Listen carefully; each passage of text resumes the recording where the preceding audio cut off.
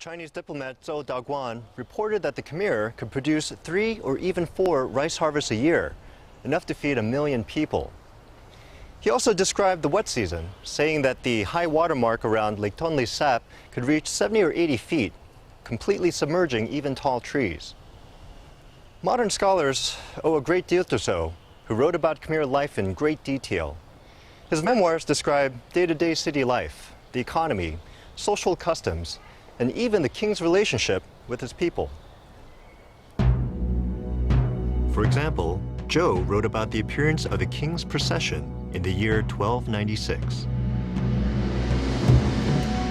When the king went on an outing, he was accompanied by 300 to 500 ladies-in-waiting carrying candles in the daylight. He was escorted by a procession of horses, flags, and a band, as well as a retinue of female warriors.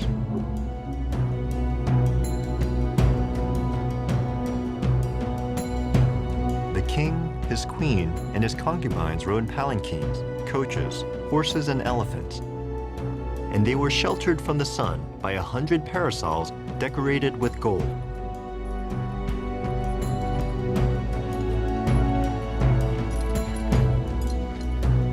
The tusks of the king's elephant were ornamented with gold, and the king carried a sacred sword in his hand. His hands were painted red, and he was surrounded by a battalion of elephants. There was a group of women who swept the road behind the king to erase any trace of the royal procession. If the king's procession was impressive, then his military resources were even more formidable.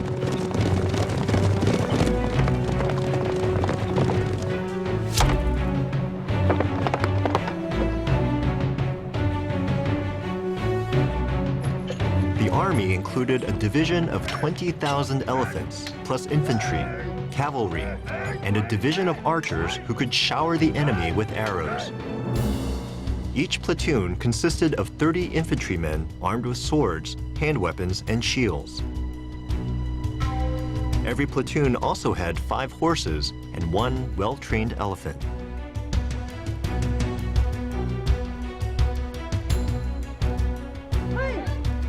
Women were also part of the military.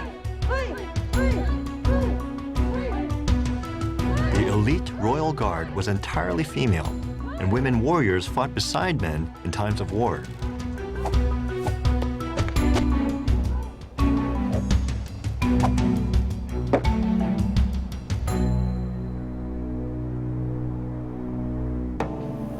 At the start of the 13th century, Angkor Thom and its surrounding area was the greatest city of its time. Jayavarman VII had successfully revitalized the Khmer Empire, in part through his impressive building projects. Besides his temples, he expanded the system of highways connecting his capital city to many other provinces. He also built 121 inns as well as 102 hospitals. Before Jayavarman VII came to power, the region was embroiled in turmoil and strife. Neighboring kingdoms saw Khmer disorder as an opportunity to expand. Once he came to power, Jayavarman strengthened his empire and expanded its reach through a series of military campaigns. Inscriptions describe his conquest of a neighboring territory. His army included a cavalry of Chinese horses, a division of elephants, female soldiers, and full infantry.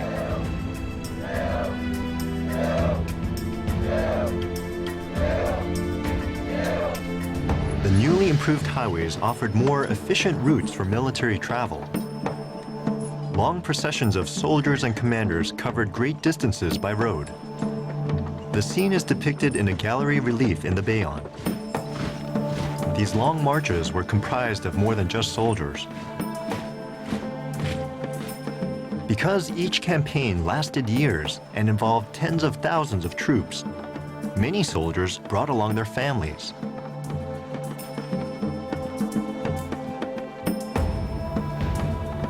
It wasn't only a military mobilization, but a mass migration.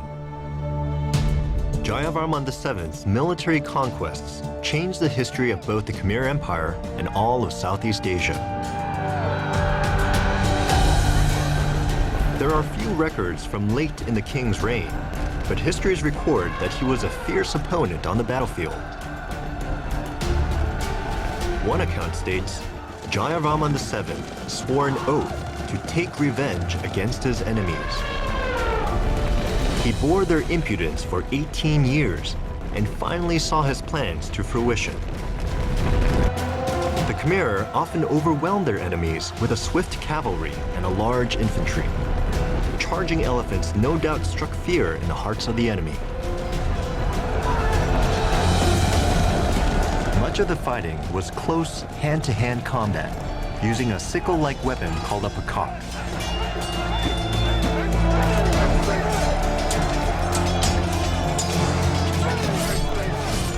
Khmer troops were renowned as well-trained, determined warriors.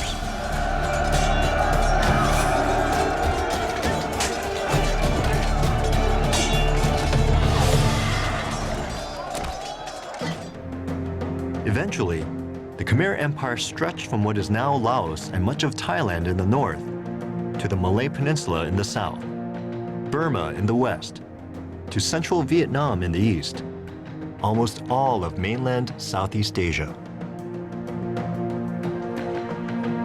Jayavarman VII's rule strengthened and expanded the Khmer Empire.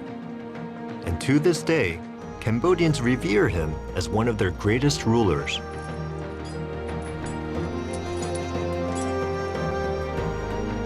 In the centuries since his reign, nature has obscured his capital city, the proud center of a powerful Khmer Empire. But the legacy of what he created endures. The stately terrace of the elephants, the haunting faces of Bayon Temple, and the many symbols of a deep Buddhist faith all continue to inspire visitors from around the world.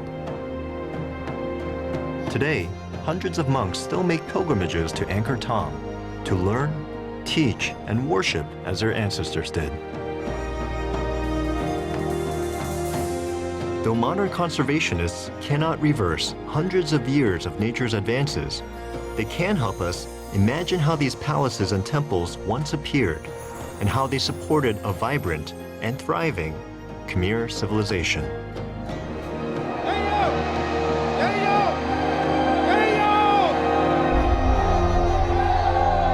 Jayavarman VII was one of the greatest conquerors in Khmer history.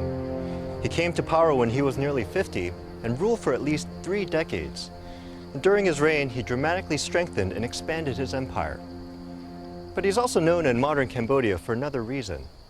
As the first important Buddhist king, he changed the relationship between ruler and ruled. Now, like previous Hindu rulers, Jayavarman VII was still considered a god king, but he also reportedly cared deeply about his people and strived to relieve their suffering. It was definitely a change in style from earlier Khmer rule, and 800 years later, his influence on history can still be felt. Today, Buddhists, Hindus, Cambodians, and hundreds of thousands of people worldwide flock from the farthest corners of the globe to experience the splendor of Angkor. And though the kings who built these astonishing structures have long since passed, it is their triumphs that have left a great legacy, teaching us about the people of this sprawling empire and how their early accomplishments helped shape the world.